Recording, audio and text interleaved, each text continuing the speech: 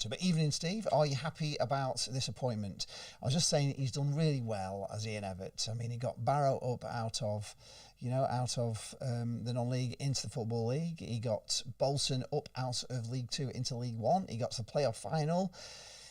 They didn't play well for him in the final. He was always in and around the playoffs. He won the cup, but the fact that he didn't get them up in that game against Oxford kind of cost him the job. Upset Bolton fans, and the fact that he was 9th at the time, which we'd give it anything to be 9th at the moment. So I think he's a great manager. He knows exactly what Blackpool wants. He's part of the Ian Holloway experience, and he also went to see my dad in the hospice. So I really like him. Evening, Paul. That's weird that I just can't get those to come up on screen. But anyway, evening, Paul. Let me know in the comments whether Ian Evatt was the man you wanted. I know there's a few people wanted Richie Wellens, but I didn't think it'd be a good fit, to be honest. Seems we always, give him loads of abuse. I mean, the only thing we were singing at Ian Evatt really when Bolton came was Ian Evatt's Tangerine. So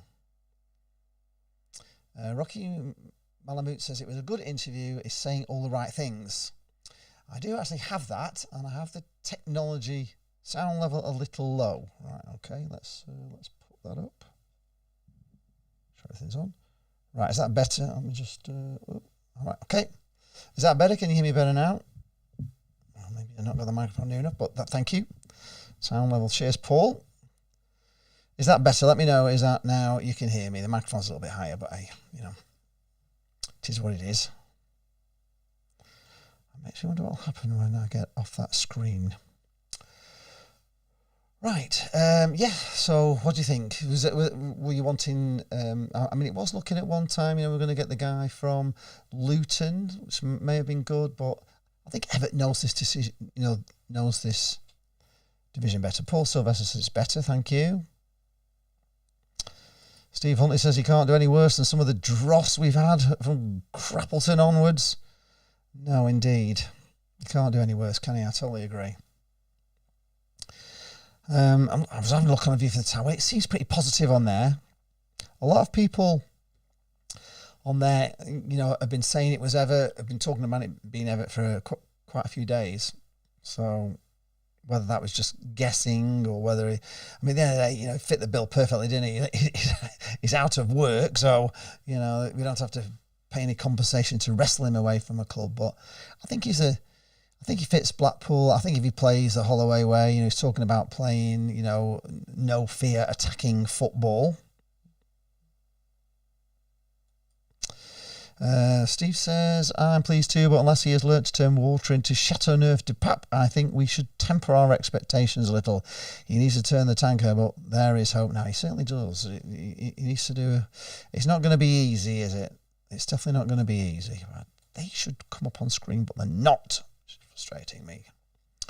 I will figure it out. How to get your chats onto the screen.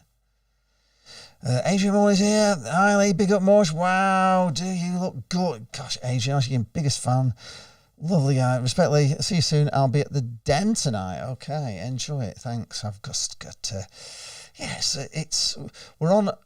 I'm doing this through a thing called OBS, so this is actually streaming direct from my Mac onto YouTube without using StreamYard or anything else, but it's a little bit tricky on how to get things to work the way you want to, like get these click to feed, control and click to message instant, control, nope, just doesn't come up. Click to feature message control. It should come up, but it doesn't. It's just not coming up. It should do, but it's not, and I don't know why. Anyway, never mind. Not the end of the world. Rocky says, hopefully everyone at Bloomfield Road will get behind the team and cheer us up the league. Well, that's something we really need, don't we? I mean, Blackpool fans are not happy, and it's miserable football. Again, I missed Saturday because I had another disco that I had to do. I had to set off at like 3:30, so there's no point in me going. But to be honest, I'm glad I didn't go through the hell of that 102nd minute equaliser, which must have been absolutely devastating for anybody there. Wayne K. Say, hello, Wayne. Says, fantastic appointment. He's one of us. He gets what's needed. I agree.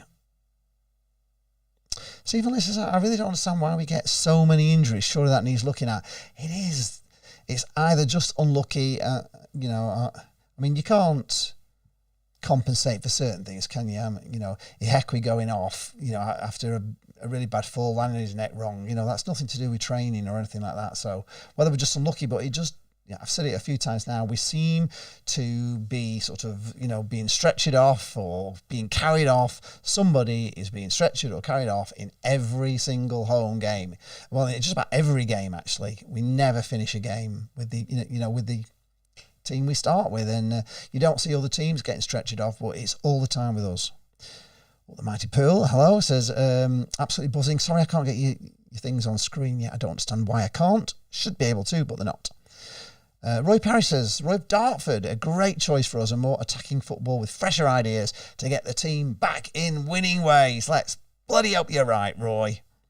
Tommy97 says, hi Lee from Fuerteventura, great appointment, young manager with a lot of drive and to improve, and he knows what this club deserves. He does. And I remember watching a video, it was on YouTube, I don't know if it's still there, but when he was at Barrow, there was a thing on YouTube about him, and they called it Barcelona, so like Barcelona, and he was playing obviously with Barrow the way he played with Holloway. And he did say in his interview that he's gone away, he's been away for 9 months, and he's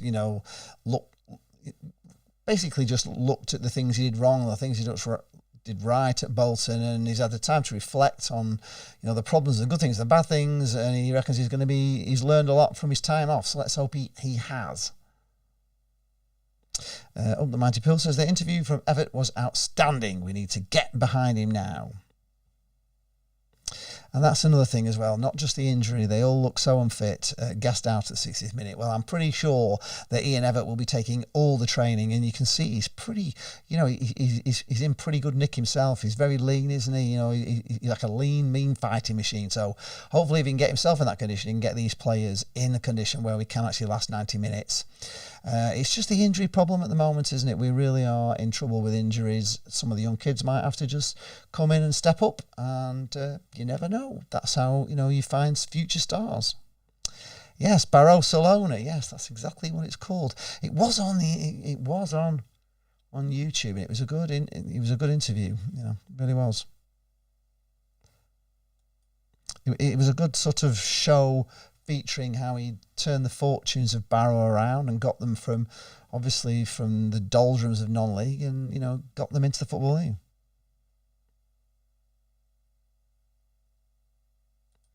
Up the Mighty Pooh said, yes, I'd say Evatt will bring the passion back to the players too. He's that kind of manager, isn't he? I kind of, when we played Bolton in the last game, that we played him here, he was manager. I was obviously filming the players coming out, and he was there, and I could see him looking around. He was looking all around at Bloomfield Road, and you could see, there was, he still had fond memories of the place. And when I looked at him, I thought, God, I wish he was our manager, rather than theirs. And just the way he looked, the way he was, he's still big and tall, isn't he? And I just thought, I wish he was our manager.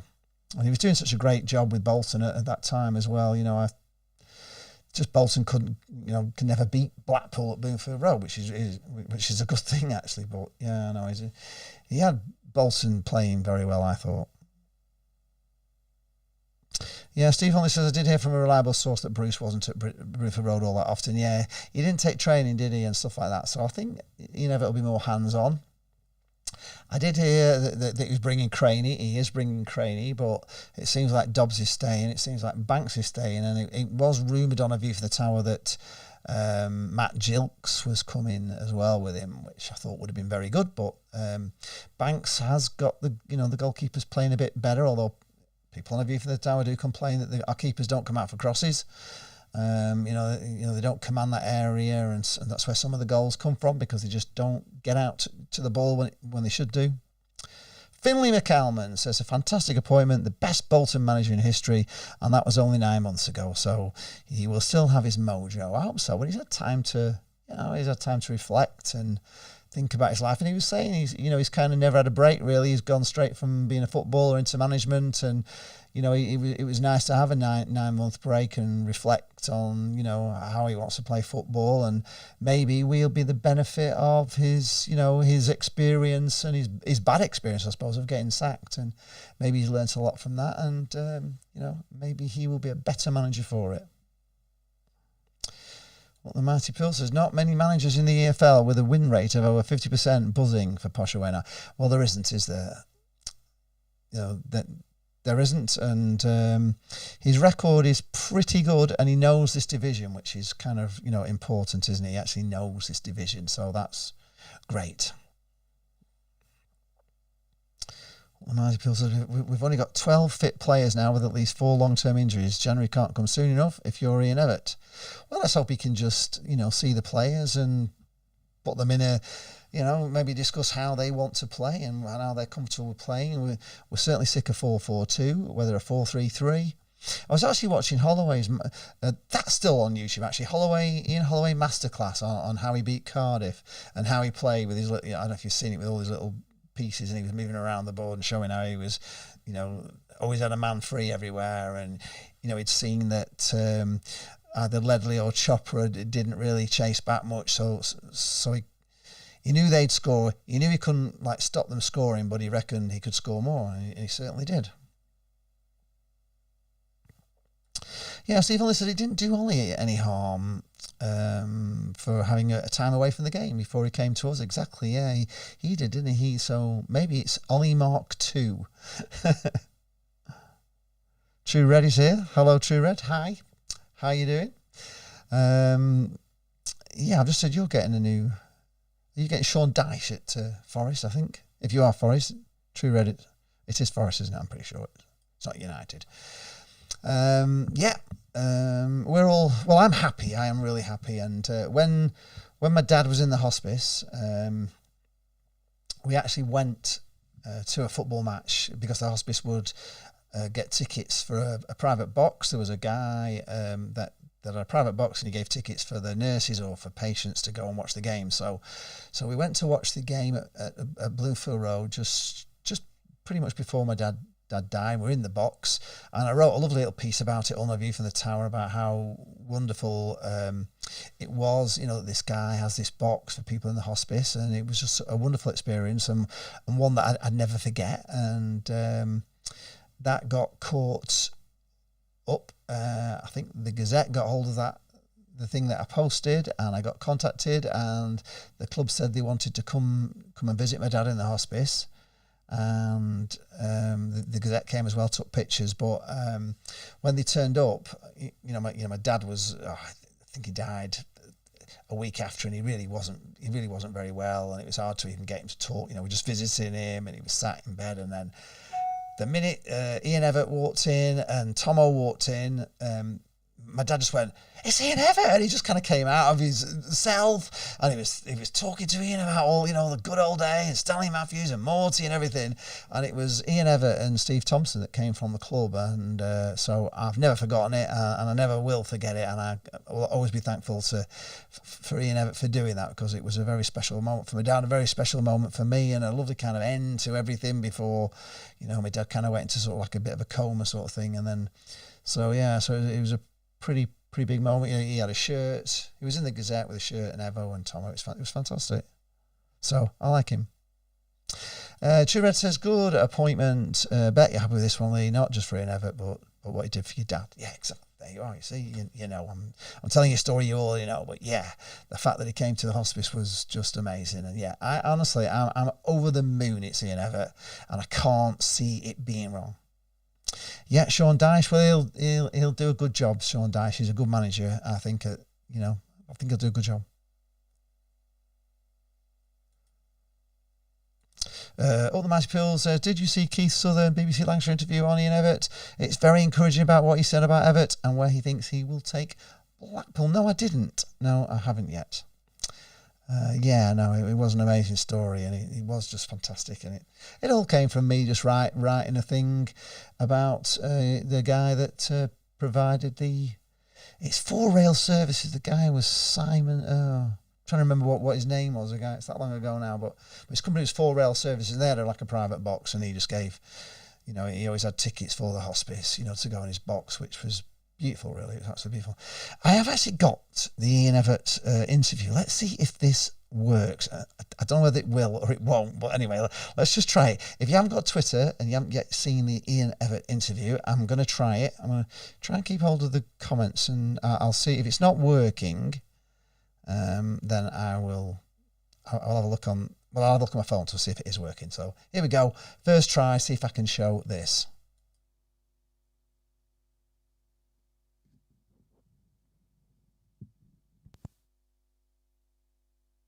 Blackpool, just firstly try and summarise how it feels to be sat here as the new head coach of Blackpool Football Club. Yeah, I mean, it's incredibly emotional for me. It's a club that's very close to my heart for so many reasons, really. Just driving down and seeing the tower again just gave me those goosebumps. Seeing and walking back into the stadium, seeing the work that's been undertaken in the stadium that Simon's achieved is just fantastic, and yeah, I just can't wait to get started, really. It's very special. We'll discuss your managerial record so far in a moment, but just reflect on your time firstly here as a player. You had a wonderful time here over the 7 years you were here. Just discuss that time with us. Words can't really explain it. I think it was just so special for me personally. The best time of my playing career by far. We achieved some magical things with a very special group of people. The connection with the fan base, you know, football clubs are the heart of every community, and just seeing what it did for this town and how it just brought it alive, really. I'll never forget seeing the promenade just filled with tangerine. I can remember it like it was yesterday, and yeah, just very special to achieve what we achieved as underdogs, and having that mentality and mindset to go against the grain was just incredible, and that's something that I want to try and replicate coming back. You know, everyone speaks about that time and that era, and I think, you know, it's time that we started to enjoy some of those moments again, and that's what I'm here to do. And with that, you've seen what this club can do when everyone aligns and there's a real momentum and driving force behind the club. That must really excite you as well.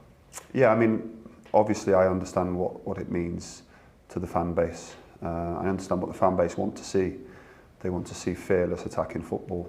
They want to make this place an absolute, you know, real hard place to come and get results. And I think we've probably come away from that a little bit. But yeah, we want to see the players go out there, entertain, enjoy themselves, but fundamentally work harder than the opposition. That's what this club requires, that's what the fan base requires, and hopefully we can bring that to the table. In your managerial career now, is that one of your guiding sort of mantras, making the team entertaining and working hard throughout the whole season? Yeah, I mean, I'd like to think I'm quite a technical coach. I like to define the details of the game, but don't be mistaken, it's underpinned by hard work. It's underpinned by doing the basics really well, being better at set plays. I think, you know, we've come away from being good at set plays, and set plays are a huge part of the game now. And I've come to develop on that side of it as well. Just looking at Arsenal and the amount of goals that they score, for instance, at the top of the game. Just quick wins, and initially that's what we need to do is have quick wins, get some confidence, build some momentum, and then we can start to progress the game model and the ideology of what I want the team to be like. But first off, make sure we work harder than the opposition. Just reflecting on your managerial career to date so far, you're still relatively early in your managerial career, but over 350 matches as a manager so far. How do you reflect on your time at Barrow and Bolton, because 2 very successful stints there? I've loved them both, and they've been huge learning experiences for me. Massive thank you to Barrow initially for giving me the opportunity to be a head coach manager, and obviously getting them promoted for the first time in 48 years is very special, and I'm delighted to see that they're still there and still doing well in League Two. And Paul Hornby, the owner, is still obviously, you know, developing the club and improving the club season upon season. So really pleased to see that. Bolton, you know, it was ground zero when I took over. Had a really special relationship with Sharon Britton, the owner there. And we had some great times, you know, promotion, 2 playoffs, playoff final, a Wembley Cup win. Yeah, just can't speak highly enough of that football club as well. Just loved my time there, and it was all for me still about learning and developing, and this time off has given me that chance to reflect and gain some perspective. When you're in post, sometimes it's difficult to work on yourself and improve yourself, and I think that's what I've done over this last 9 months, is look at what went well, look at what didn't go so well, how can I improve that, and then how can I develop my knowledge of the game. I think what we know as coaches is limited, and what you don't know is limitless, and I'm trying to constantly get information to make myself a better coach and manager, and hopefully I can bring that to the table here. I was going to touch on that. Do you think this sort of 9-month break you've had out of the game has been a real sort of positive thing for you? Absolutely. You don't feel it at the time, but I needed a break. I'd been in the game for almost 27 years without a break, because I'd gone straight from playing into being a coach. And it, as I said, just being able to spend some time on yourself again and understand what's been achieved and what could have been better. And I've managed to do that, and also, you know, work on the things that I want to improve, and improve my knowledge of the game holistically in all aspects. I think I've done that, and I'm ready to go again. Looking at the present day now, what's going to be your initial aims when you start here as head coach? Well, I'm here to win football matches. It's as simple as that. It doesn't matter about, you know, the historics of what's been achieved as a player, or the things that we've done together before. I'm here on merit to win football matches for this football club, and that's my aim really. It's to focus on improving the players' confidence levels, making us a more aggressive team. You know, I want us to be on the front foot. I want us to attack with and without the ball, and really get that mindset and mentality into the players very early on. As I said, just reinforcement all the time, just positive messages, get the fans backing us, because I know the difference that they can make. And once that happens, hopefully we'll start to progress up the table. You know, it's going to be small incremental stages, that we can't go from 0 to 100, but we're going to make sure we have the small wins initially, make sure the players have a clear plan of what's required with and without the ball. And as I said, if we can attack with and without the ball, I know we'll start to win matches, because I think this is a very talented squad. And you've spoken with Simon and the senior leadership team over the past few days as well. How much are you looking forward to working with them? Very much so. I mean, everyone I've met here has been fantastic. The senior management team is incredible. You know, David, Julian, Nick, meeting yourself today, Simon yesterday. Yeah, just special. Just, I think, really positive, really calm, and really supportive. And that's what I think I need. You know, really good support off the pitch. And it's then my job to make sure that I create performances and winning matches on the pitch. And you know what Simon's achieved in the 6 years here, seeing where the club is now compared to where it was is fantastic. And I'm so proud to now be the head coach and hopefully get him a legacy as well. You know, that's what's required. We're here to win, to get promoted, and hopefully look to the future and get this club back to where it was when I was here the last time. And obviously you're bringing Stephen Craney to work alongside you as well as assistant head coach. You've worked with him before, obviously the fans know him well as well. What can you bring to the coaching setup? Yeah, Stephen's obviously someone I've known a very long time.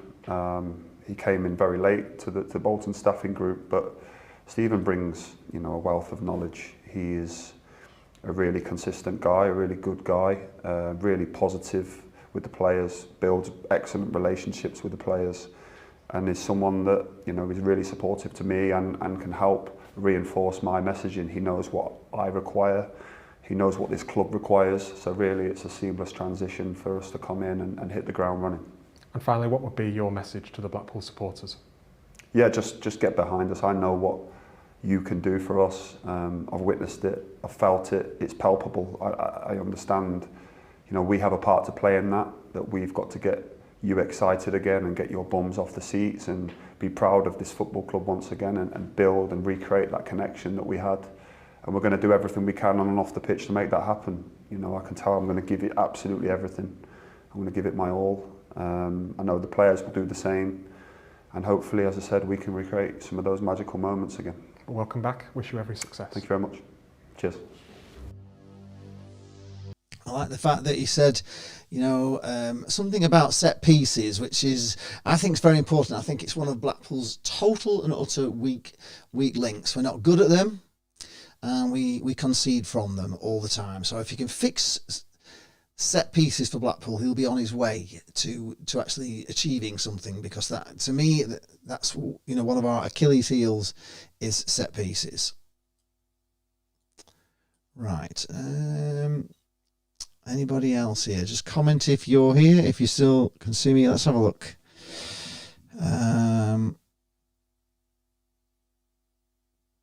I'll just go through. I'll just read the comments off because I can see. I can go back over them.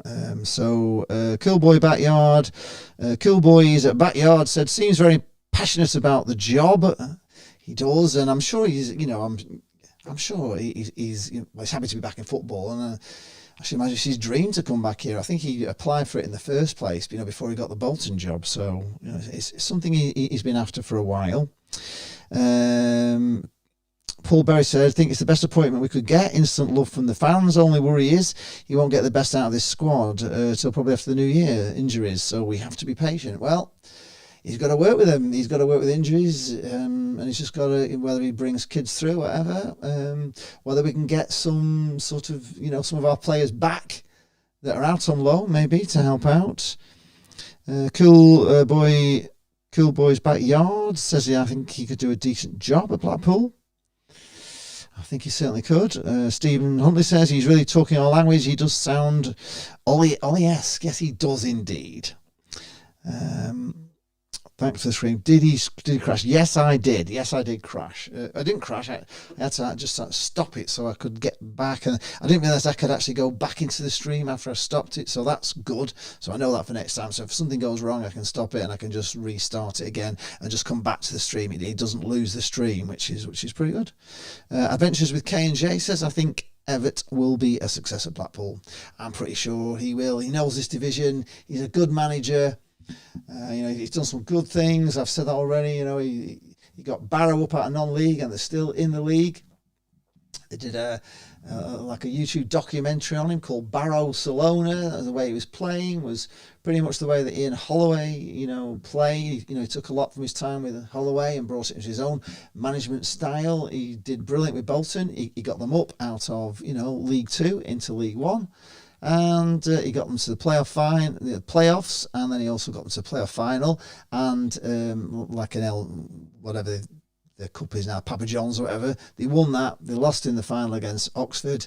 They played terrible. Was that down to Ian Evatt, or did the players just bottle it? I don't know, but it was really disappointing, and Bolton fans, really were upset about it. And they sacked him when he was 9th in the league. Now, we would love to be 9th in the league at this moment in time, wouldn't we? It would be typical Blackpool if we go and get a win on Saturday, and I hope that we do. I really do. I hope we do. We need to. We need a win. We need to. We're getting cut adrift. We're bottom of the league. He could have taken on a harder job. Really, he's on a hiding to nothing, really, isn't he? I mean, if he does save us, then he's done a great job, because we're looking at the moment like we are definitely destined for the drop, and I think that would be a terrible thing to happen. Somebody actually posted on one of my videos that it could be a good thing for Blackpool to drop down, regroup, and come back up. But we said all that about the Championship, and there's no guarantee if you drop down that you are going to regroup and come back up. And if you get down in League Two, then you're further, you're closer and closer to the trapdoor of football. So I don't want to go down. I don't want to have the COD derby. If they're still in that division, or even worse, if they go up and we come down, it'd be just awful. So I'm hoping Blackpool stay up. Ventures with K&J says, I'm actually looking forward to the FA Cup game next Saturday and Cardiff the week after now. Well, that's good. Maybe we will. Maybe we'll have a few more at the FA Cup game than we were going to have. The football wasn't great. Dobby, if I'm being honest, I liked him. I thought he was great. When we sacked Mick McCarthy, we got rid of him, and I thought he had the team playing really well, and he nearly got us to survive. But I think he just threw the kitchen sink at it. He had nothing to lose, and I think now he's come in at a time when He's got lots to lose. He was more cautious. I think, you know, having a manager in that shuts up shop at half time, really, on a 1-0, he's not my kind of manager. I know, you know, he got injuries again in that game, which didn't help, but at the end of the day, you know, to go all that defensive for that long and then to actually concede an equaliser in the 102nd minute was just hard to bear. I didn't like what he said about after the Stockport game, to be honest. I thought you are deluded if you thought that they played well at Stockport. I thought they were awful. I thought it was one of the worst performances I've ever seen, honestly. I thought it was terrible. We were garbage, apart from the last 20 minutes where we actually started to look like we were trying. I just hope he never can get them passionate about playing football and wanting to win a football match and putting some effort in. Well, I'm sure there must be some sort of recall there to recall him. We could do with him. We haven't got any strikers, have we? So he would, you know, even if he's... I actually quite like him, actually. I think he'd be all right if he got a chance. So maybe if he come back, he'll get a chance. And he's, you know, he could be just what he needs. You know, everybody's out. Well, you know, we're down to one striker, really, aren't we? So if he came back, he'd be a shoo-in. So yeah, it could do in the world of good. I wouldn't mind seeing Kwasi back. Normally, clubs can recall loan players, can't they? I'm sure in an emergency situation you are allowed to recall players. So hope they do. Hope they do. Who else is out on loan? There's a few out on loan, isn't there? I think so. Maybe they'll just all have to come back in because we haven't got anybody, have we? Yeah. Adventures with K and J says also there are a few decent strikers on the free agent list. Ladapo, one of them. Well, maybe you know, we could get somebody in. Are they fit? You know, how long would it take them to get them fit to play a match? But I haven't said that. The team don't look fit half the time anyway, do they?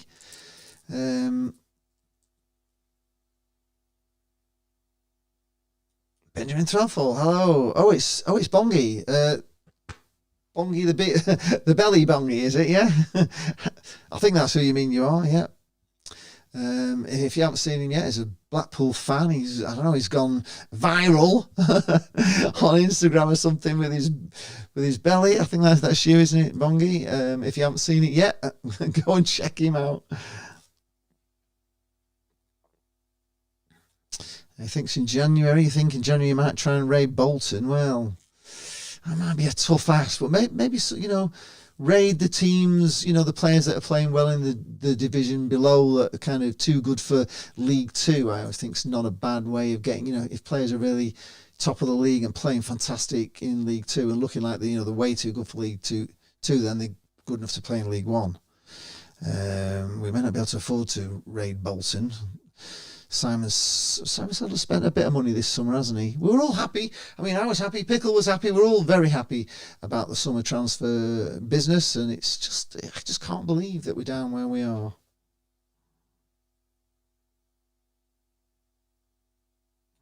Adventures with K&J says, I'm just finding it hard to vlog at the games as the club seems to have an issue, but I still try. No, the club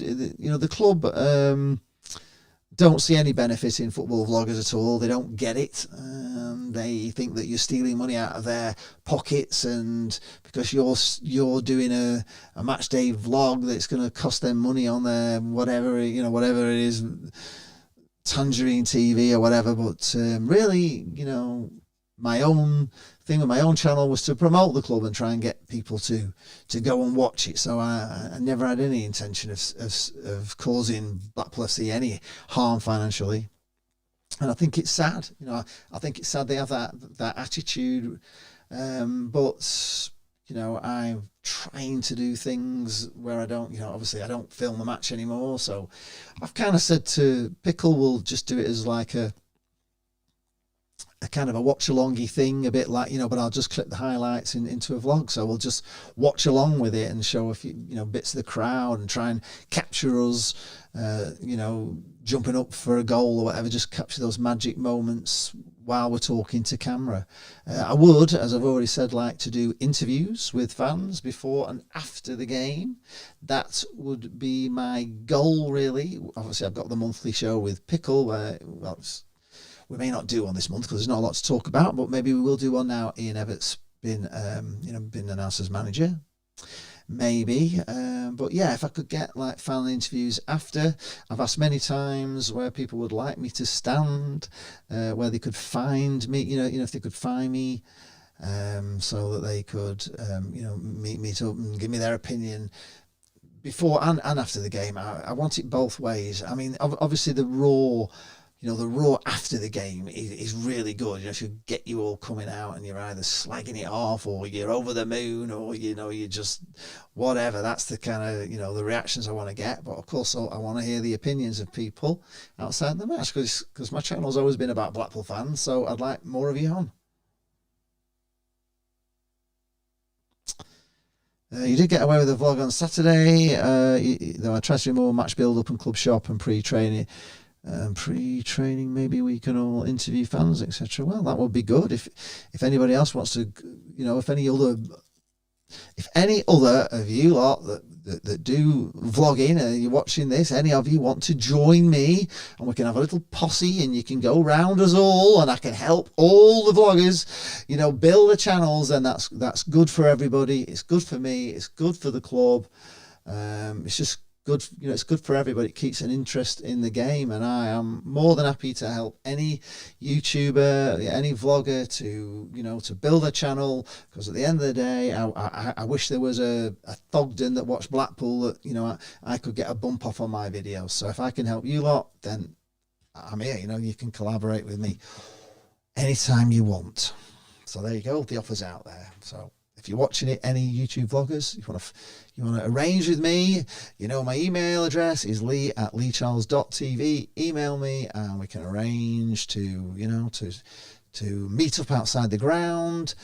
We can decide on a place where we all want to stand before, where we all want to stand after, and we can all interview people. That'd be great.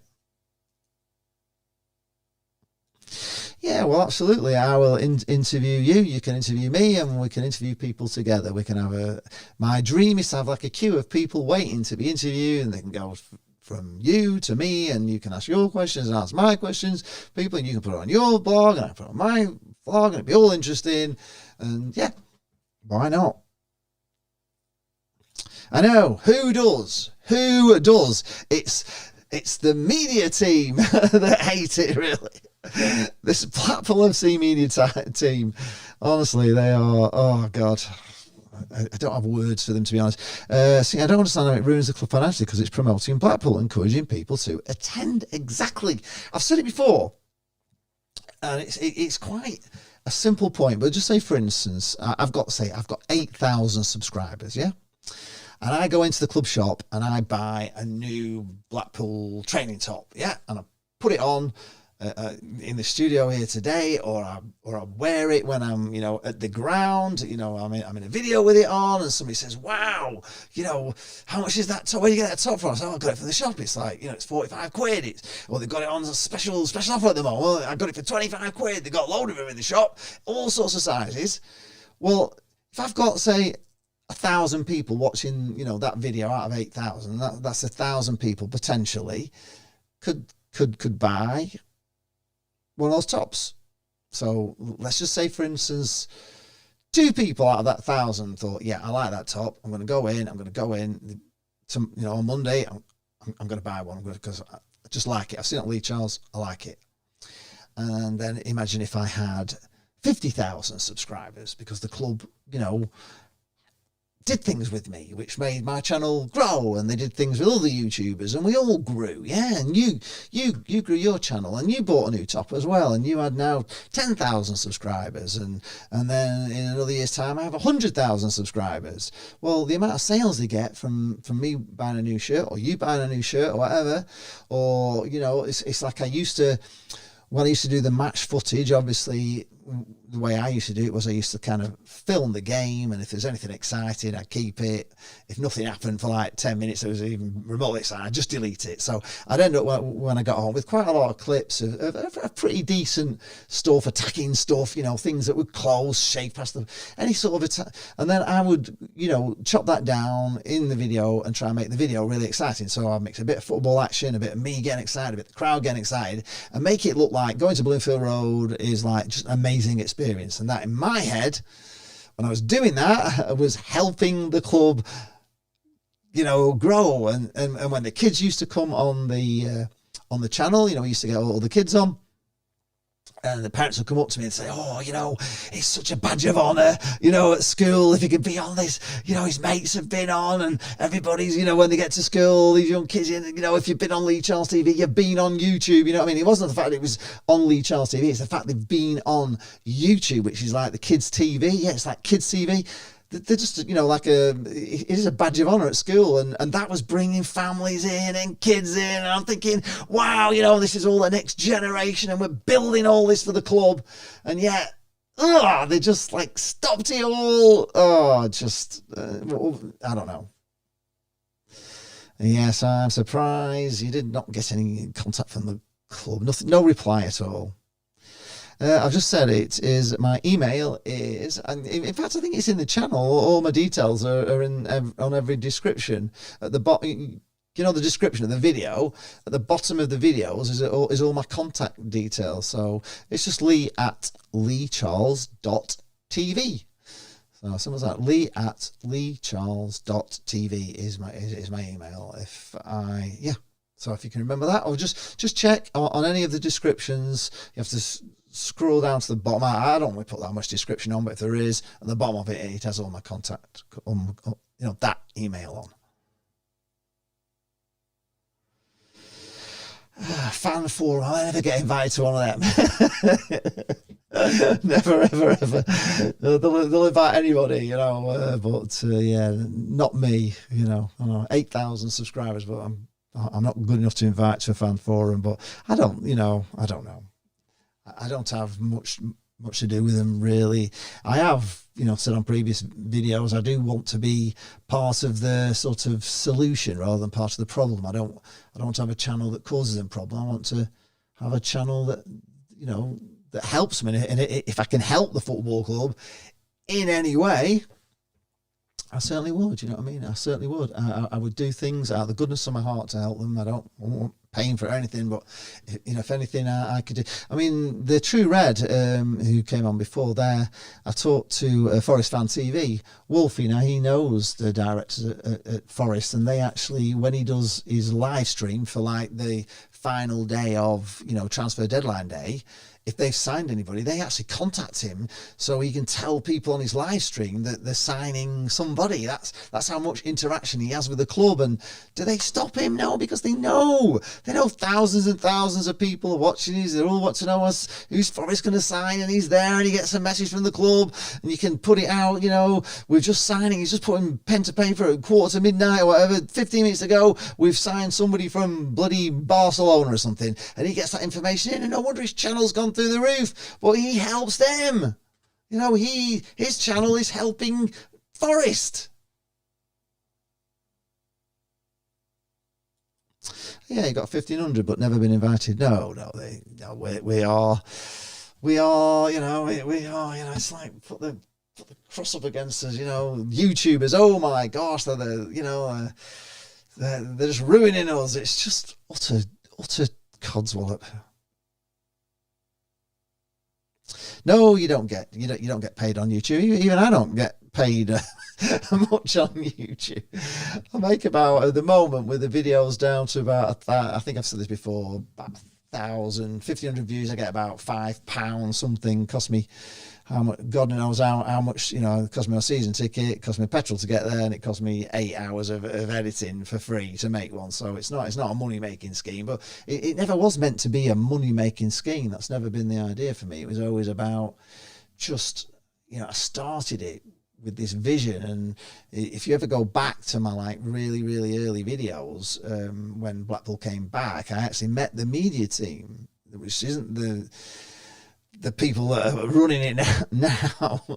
And I met this guy called Stuart, and we had to sit down, and I told him, and I told the interim board, I had a meeting with the interim board, and I told them all my dream, that I wanted to kind of show what was going on, because Blackpool, had come back, and we hadn't got Simon Sadler yet, and it was a summer, and I wanted to create a little bit of a buzz around the club, so I said I'd be interested in maybe filming, the pitch, something like that, filming the pitch, and there was the kit launch, up the tower. I did that video, and all that was in my mind was to get people excited. And we had a pre-season match against AFC Fylde, and I remember I'd only been doing the channel for I started on obviously just before homecoming, and then through the summer I'd done the pitch reviews, and I'd been down to the training ground to see all that being done, and I filmed that thing with the hawk flying down, all that sort of stuff,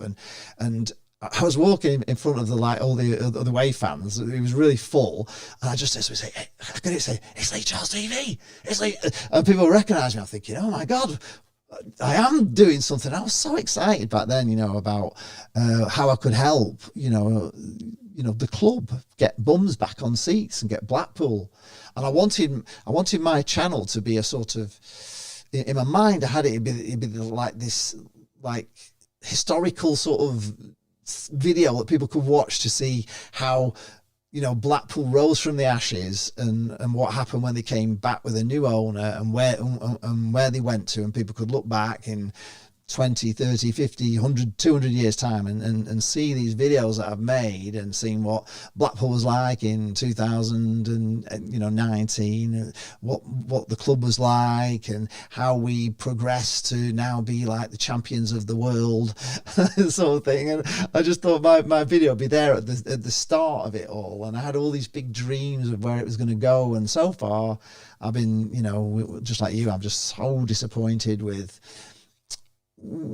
everything that that they've done. Maybe this is the right thing. Maybe he's got the right manager. Maybe we'll do the right thing. But I don't think they engage with fans. They certainly don't engage with YouTubers, which is a shame, because any company in the world that has a product, gets influencers involved, because it gets their message out. It's like if they have a fans forum, so the general thing that happens with the fans forum is they invite the Mucker supporters, the Mucker supporters group, BST, some other things. I couldn't even tell you all the people that they invite, and then lots of people get invited who are kind of like hangers-on-y, go there for a free drink, that kind of thing. And then they do this meeting, and they have this meeting, and all you kind of get normally is kind of the Chinese whispers on A View from the Tower about what was said, and it's often posted by people who have agendas and went to it and are miserable and all that sort of stuff.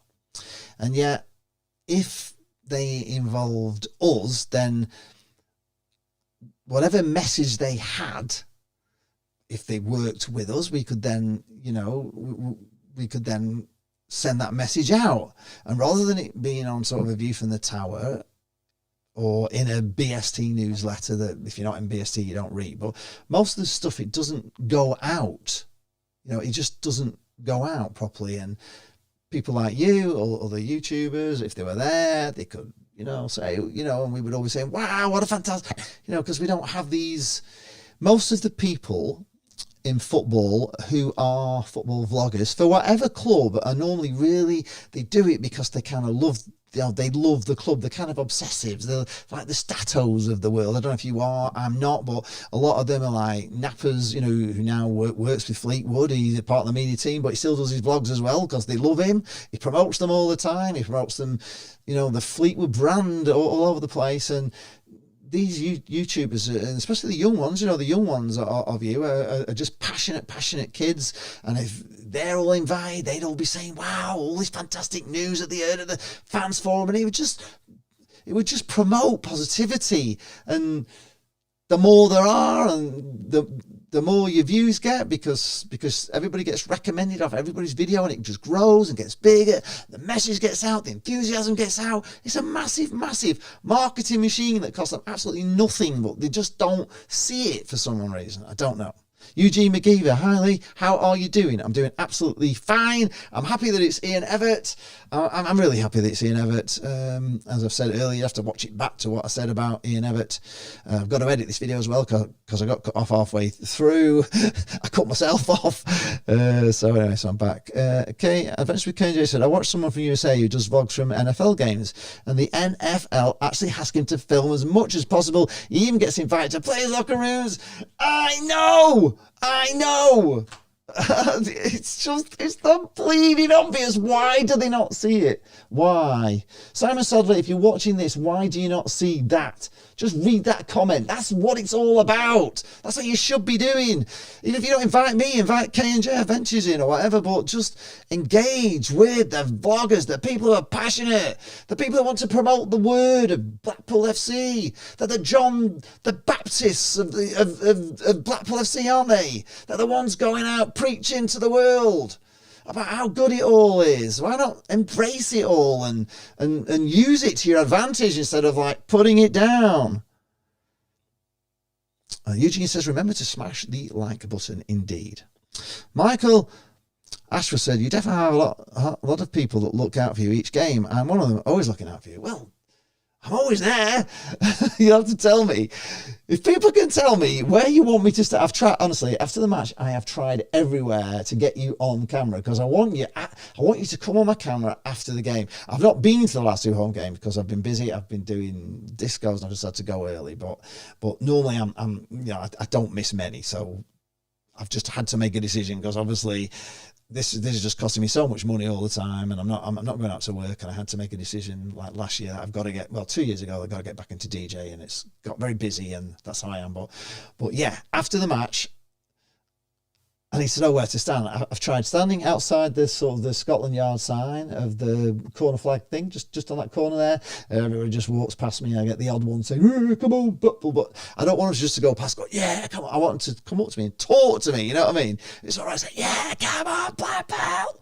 But I don't want that. I want you the opinions on Blackpool about, how brilliant they've been, or how terrible crap it's been, or whatever, or how bad the referee's been, or whether you agree with the substitutions, or whether you think we're playing the right system, or whether you'd have brought on Bowler say on Saturday. Want to hear your opinions. So I've tried there. I've tried standing at the Jimmy Armfield statue. Might as well just be Mr. Invisible, Mr. Cellophane. Nobody sees you there at all. But people say that's where YouTubers normally meet. And then the last time I kind of stood on the corner as you come round, just where the coachy bit is. But the only trouble is where if there's a coach, a coach there from the club, then the engine's running, and that's in the noise sort of thing. But I have got for my microphones, I've got a little sort of a microphone thing you plug it into, so it kind of I can talk to it and talk to you, take it off where it's on here and clip it into this microphone thing, and then we can use that and I can do a proper interview. So I bought one of those. So yeah. Eugene McGeever, yes, great. Sean Dye, she's all right, isn't he? I've already said to the to the Everton to the Forest fan who came in that I think he's a good manager. He's a good manager. I can't, by the way, at the moment, I can't figure out how to get these comments. I'm clicking them and they're supposed to come up on screen, but for some unknown reason, it's not working. This is OBS. This is something I have to kind of figure out all by. I have to watch YouTube videos now. And I've watched a YouTube video on this thing. It's called Chat Ninja. And I suppose when I click them, and it does say on it, if you click this, it should pop up on the screen, but it's not. It says click to feature message instantly, but it's just not doing it. No matter how I can click it, but it's just not showing it, which is really disappointing.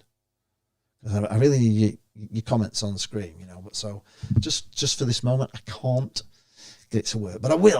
I'll figure it out in the end. And anyway, hope it sounds good, and I hope it all looks good, and everything's fine. Because this isn't. I'm not using like StreamYard or any of the other places where they actually stream from there. This is coming direct from my computer on my broadband from my Mac Mini. So I've managed to get the Mac Mini now. It's powerful enough to do OBS. My MacBook Air's not powerful enough, so hopefully it's not. It doesn't seem to be dropping anything. I've had no drop frames, so it should be perfect. And telling me here, the drop frames are nil, so that's good. It's only using up 5.6% of my CPU, so that's good.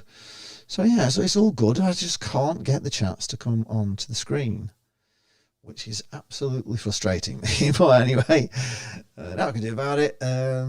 Yeah, I think unless you've got anything else you want to talk about, just tell me. You know, are you happy with Ian Evatt? As much as I am. I'm over the moon about him. I think he'll do a good job. I think he'll rescue us. I don't think we'll go down. I can't see it now. I think he'll be good enough to keep us up. He knows the lower divisions, doesn't he? You know what I mean? He's been manager of Bolton. You know, he's got him out the League Two. He's got him into League One. He's been up near the top of League One, or, you know, consistently. You know, Bolton have been there and thereabouts, haven't they, all the time he's been there. So he certainly knows how this division works. He certainly knows what's needed in this division. And we all know that he was a very hard player who gave everything, didn't he? You know, he gave everything when he played for Blackpool, and he will not. I don't think he'll put up with these shirkers and these players that are not putting effort in. I didn't go on Saturday.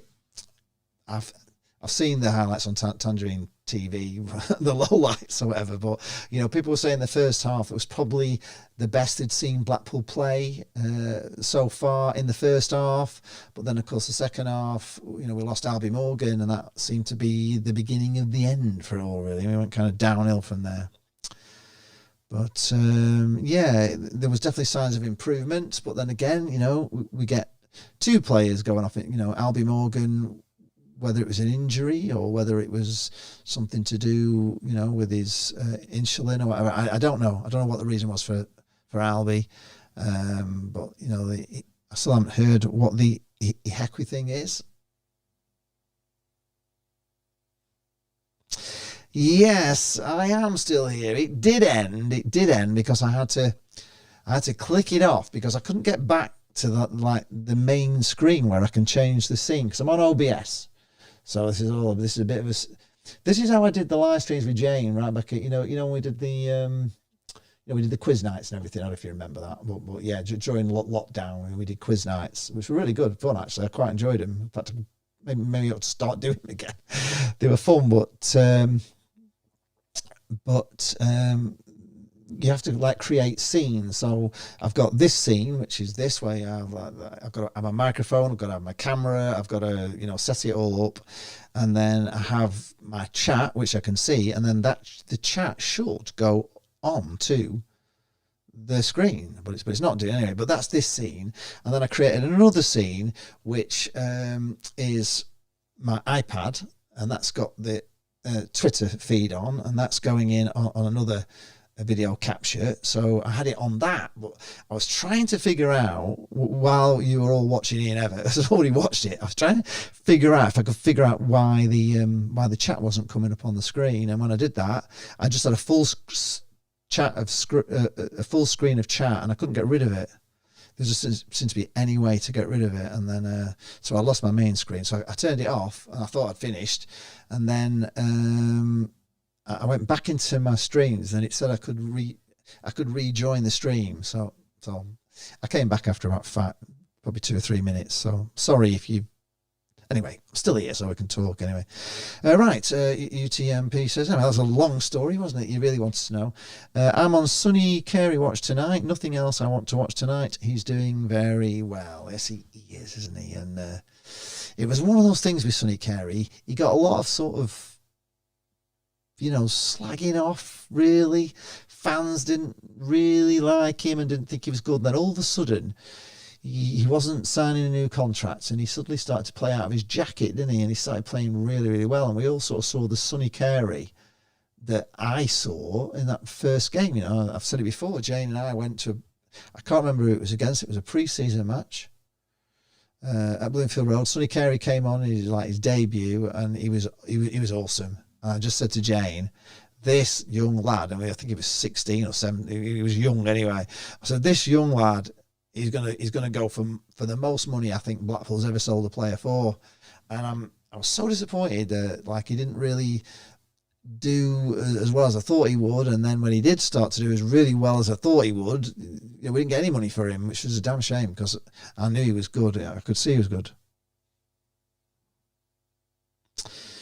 He says, yeah, looks a proper championship player now. On the other end, Rob Apter can't get any minutes. Yeah, you would have thought he would have done well, wouldn't you, Rob Apter? But there again, he had a lot of. He was a good player, Apter, but there was a lot about him that wasn't great. His deliveries weren't great. He did all the hard work quite often. He did inside, outside. Cut it back from the byline, and his final ball would just be awful all the time. And that was the thing that used to disappoint me with him. And it's a shame because he had a lot of potential. I remember Apter coming on, in the Wigan game when we beat him 5-0. Do you remember that? Where he came at the end and he took some corners, brilliant corners. We scored from two, I think, 2 of them at the end. It was really good. It was a really good game, that. That was way back. I think that was actually during lockdown, wasn't it, with Critch at the time? Well, I don't know. I still think there's something. Did we get 2 million for him? I don't know if we did or we didn't. They don't really ever.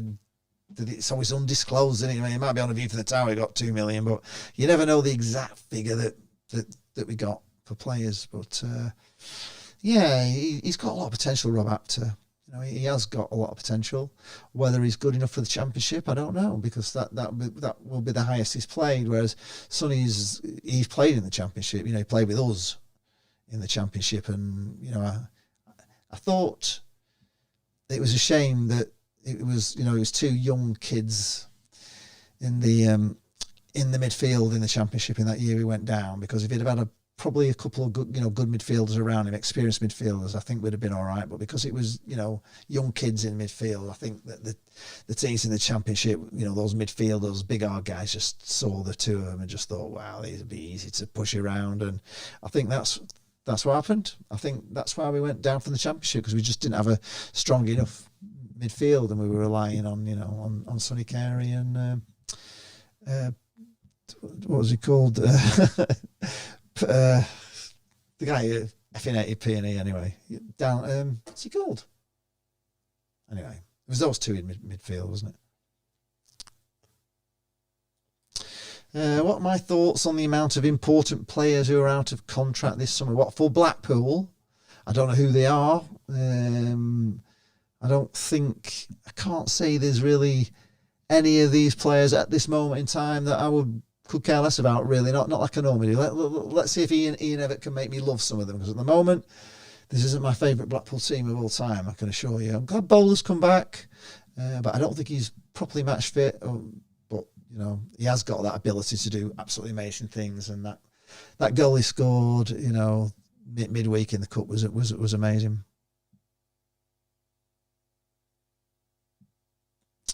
How many signings do I think Blackpool will do in the January transfer window? Well, it all depends on where we are. It's very difficult to sign players in the January transfer window if you are bottom of the league. So that's important. We need to get ourselves away. We need to get ourselves up to maybe mid-table, if we can, by Christmas. I know, everybody who's a Blackpool fan knows that Christmas time is horrific. Blackpool, we never win at Christmas. We never win Boxing Day. We rarely ever get any points over Christmas. It's just a bad, sad, terrible time. So I'm hoping that by the time we get to Christmas, we've got ourselves out of this mess.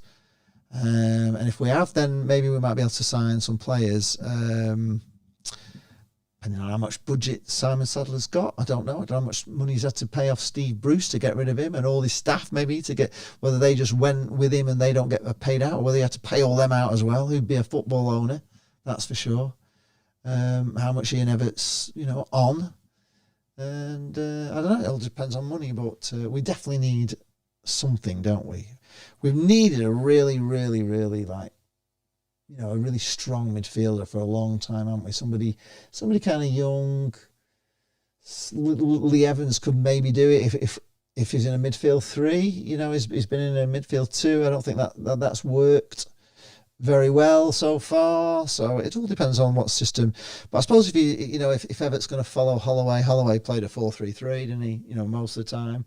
He played a 4-3-3, but he was saying he would have a way where he would pull one of the, if he needed, he could pull one of the midfielders back to give him a 5 if he needed it, and he could leave one of them up, so he kind of had a 4. Sometimes made it into a 5. Sometimes he could make it into a 3 at the back, and it was just very flexible. He could have 5 in midfield and all this sort of stuff. It was good. He also had the midfield 3 of Charlie Adam, David Vaughan, and Keith Southern rotating around a bit, and it was pretty fluid how Blackpool played, and it was exciting, and they created a lot of chances, and I'm sure Evatt knows all that, so hope he does that kind of thing. Yes, we do need to move on. We need to move on with penning some of them down. Who's leaving? You have to tell me, because I just don't know. Who's out of contract at the end of the season, and who do you really want to keep? Who do you not want to lose? Yes, Charlie Patino. Yes, of course, it was Patino and... thank you.